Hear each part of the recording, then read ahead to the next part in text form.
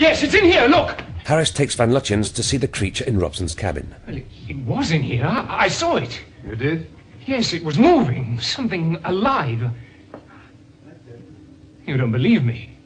Yes, I believe you, Mr. Harris. It must have come out of the ventilator grill, like it did in the oxygen store. You mean when that girl, Victoria, was locked in? Yeah. Then having achieved its purpose, back down the shaft. Purpose? What purpose? Who knows? We know so little about it. And no one tries to find out. No. Least of all, Robson. Yes, he rushed out of here as though he were... Oh, he was out of his mind.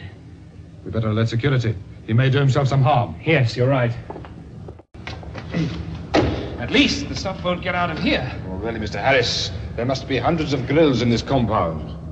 And once the foam has got into the shaft, it could emerge from any one of them. I suppose you're right. Then we must insist that all emergency ventilators are kept shut. Mr. Harris, you know what you must do now? Do? Assert yourself. Take over the compound. Grimly, Harris makes his way back to the control. Are you all right, Jamie? Oh, I've come over dizzy. Well, you just rest a while. Just get my breath back.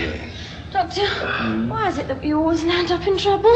Victoria, it's the spice of life, my dear. Oh, well, I'm not too sure. I don't really like being scared out of my wits every second. Is something wrong? Well, I just wish that once... Oh, never mind. You're right, Jamie. Come on, then. What's the matter with Victoria, though? Thank you, Miss Jones. We'll see you then in 3 hours' time. Goodbye. 3 hours, the whole compound will be crawling with board officials. Let's hope the situation doesn't get any worse. I only hope Megan Jones understands why I've taken over.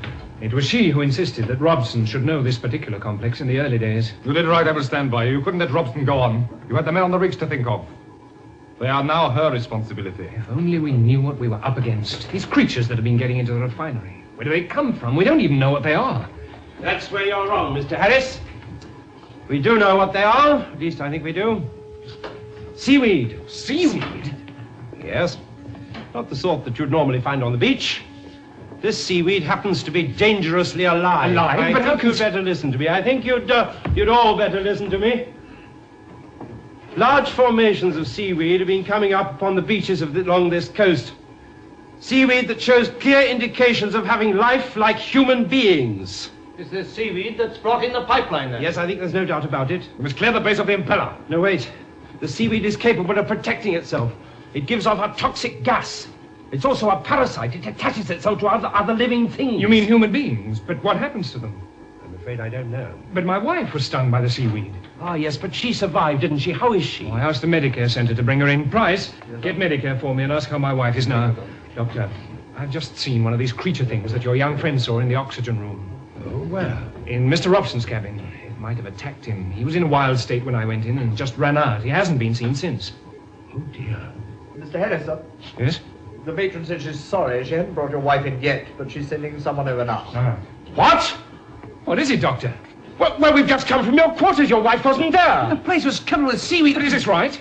Yes, I'm afraid it is. Then where is she? Where is she? I must go and find her. Well, where do you think she is? Do you think it has anything to do with this seaweed stuff? I don't know. I simply don't know.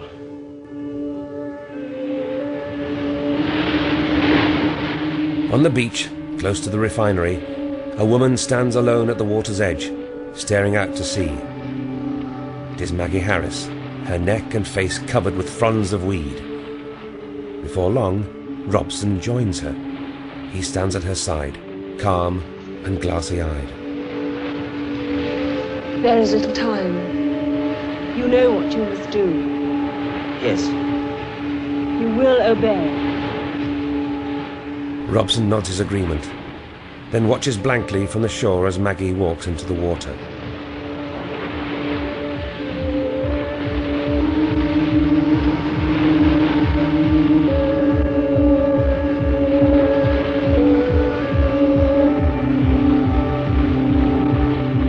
She wades deeper and deeper into the sea until the waves completely engulf her.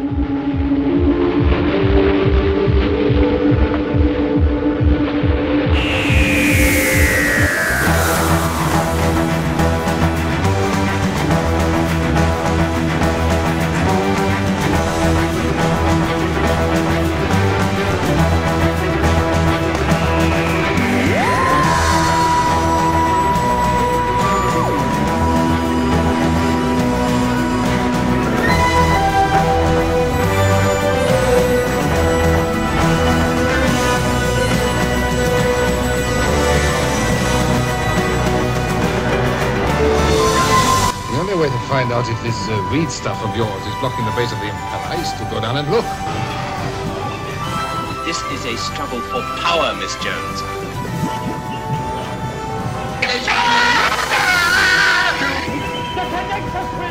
Keep away from me! Keep away! It's not working, I'm so We've been waiting